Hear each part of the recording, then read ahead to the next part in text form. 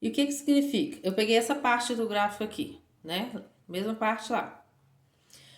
O que que acontece? O que que é pressão de vapor, então? Né? É a pressão que o vapor faz para ele ebulir. Tá. Se eu quero saber quem tem maior pressão de vapor e quem tem menor pressão de vapor, se eu tenho vários elementos aqui, ó, várias curvas igual aquela, o que que eu vou fazer? Eu vou fixar, por exemplo, uma temperatura. Fixei aqui, ó, vamos pensar que eu fixei 40 graus, tá? Se eu fixar 40 graus, eu vou olhar aqui, ó, tá? Esse aqui, ó, vou olhar aqui, ó, subir. E vou bater lá na pressão de vapor, ó.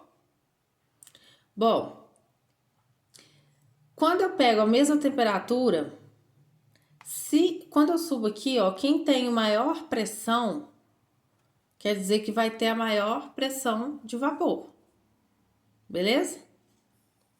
Aí, se eu tenho a maior pressão de vapor, quer dizer que eu vou evaporar, esse elemento vai evaporar mais rápido, então ele é mais volátil, beleza? Ah, não entendi. Então vou fazer o contrário. Eu quero saber quem tem a maior e a menor temperatura de ebulição, tá?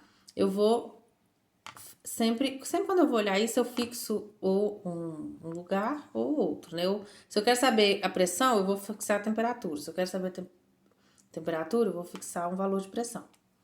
Então, por exemplo, fixei um valor de 1 atm aqui, ó. E passei, né, uma reta aqui para eu ver pegar todas as minhas curvas. Eu vejo que na mesma pressão, quem que vai evaporar mais rápido? Quem tem a menor temperatura de ebulição. Que, ó, eu vou descer aqui, ó, para eu ver qual é a temperatura de ebulição. A 1 atm, o sulfeto de carbono, ele vai ebulir a uns 40 e poucos graus. Tá vendo? A água, na mesma temperatura, vai ebulir a 100 graus. Então, ela tem maior temperatura de ebulição, né? Na mesma pressão, tá? Se eu quero definir qual que é a pressão de vapor de cada um, eu já vou fixar cada temperatura. Então, eu sei que por exemplo, vamos pegar essa de 40 graus, né? 40 graus, a minha água, ela tem a menor pressão de vapor, tá? Então, eu já posso olhar o seguinte, quanto maior a temperatura de ebulição, menor a pressão de vapor. Beleza? E o que é a thermoscopia, né? Que na verdade é a nossa primeira propriedade coligativa. É quando eu altero essa pressão de vapor, adicionando um produto não volátil. O que é volátil, né, gente? Volátil é aquilo que evapora rápido. Por que eu faço soluto não volátil? Porque se eu colocar o soluto volátil, ele vai evaporar mais rápido que minha água, que meu solvente. Então, não vai alterar as minhas propriedades coligativas, tá? Então, eu coloco para eu saber se vai alterar minha pressão de vapor, quanto vai alterar, eu coloco um soluto não volátil, tá? Por exemplo, quais são os solutos não voláteis? Eu tenho açúcar, eu tenho sais, tá? Geralmente a gente coloca açúcar, sais, os óxidos, então, né, o açúcar já, né, seria as moléculas, então eu coloco substâncias assim, tá? Geralmente a gente fala de sal, de açúcar, essas coisas. Bom, e o que significa? Significa que quando eu coloco um soluto não volátil, eu diminuo a pressão de vapor. Vou fazer um desenho para ver se vocês entendem o que eu tô falando. Peraí. O que significa isso aqui que eu pus? Ó, aqui eu tenho uma vasilha com água e essa água vai ferver. Para ela ferver, essa pressão que o vapor faz tem que ser no mínimo igual à pressão atmosférica, beleza? Então, a pressão atmosférica for 1 atm, essa pressão de vapor tem que ser no mínimo 1 atm para evaporar essa água, né, que tá aqui dentro.